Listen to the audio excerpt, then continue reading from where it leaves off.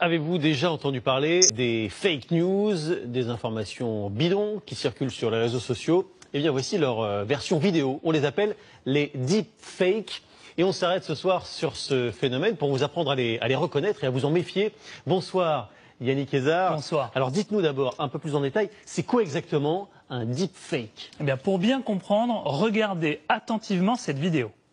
Bonjour la France. J'ai choisi de m'adresser à vous aujourd'hui en français pour vous annoncer une grande nouvelle. J'ai décidé d'être candidat à l'élection présidentielle en France en 2022. Ensemble, we will make France great again. Alors attention, bien évidemment, Donald Trump n'a jamais prononcé ce discours. Au-delà de la voix, c'était la mienne, vous l'avez peut-être reconnu, c'est la vidéo qui est intéressante ici. C'est une fausse vidéo que nous avons fabriquée ici à TF1, précisément pour sensibiliser sur les risques de cette technologie. C'est cela qu'on appelle un deepfake, une vidéo très crédible, mais retouchée par de l'intelligence artificielle. Et c'est là tout le risque, justement. Aujourd'hui, plus besoin de grands moyens pour faire ce type de trucage. Il suffit d'utiliser des programmes gratuits disponibles sur Internet. Alors justement, Yannick, comment fait-on pour fabriquer un deepfake?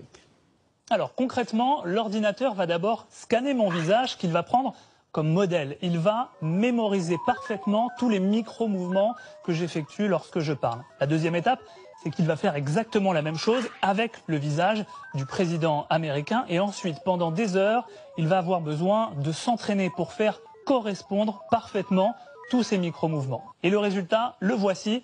Une fois bien entraîné, le logiciel fait correspondre en temps réel tous les mouvements de mon visage sur ceux du président américain.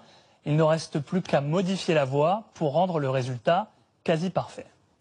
Démonstration effectivement saisissante. Yannick, ce qu'on peut en retenir, c'est qu'on n'est pas forcément obligé de croire tout ce que l'on voit. Oui, justement, à partir de maintenant, dites-vous bien une chose, c'est que lorsque vous verrez circuler sur les réseaux sociaux une vidéo de manière virale où une personnalité, connue ou pas, tient des propos que vous jugerez surprenants ou choquants, dans ce cas, demandez-vous toujours si c'est une vidéo qui a potentiellement donc été retouchée. Fort heureusement, il existe aussi des outils technologiques qui permettent notamment aux journalistes d'analyser ces vidéos et d'essayer de repérer ce type de modification. Et l'autre solution, Yannick, merci beaucoup, c'est de continuer à regarder le journal parce qu'ici, évidemment, il n'y a pas de deepfake ou de fake news, absolument. Merci beaucoup. Toujours à propos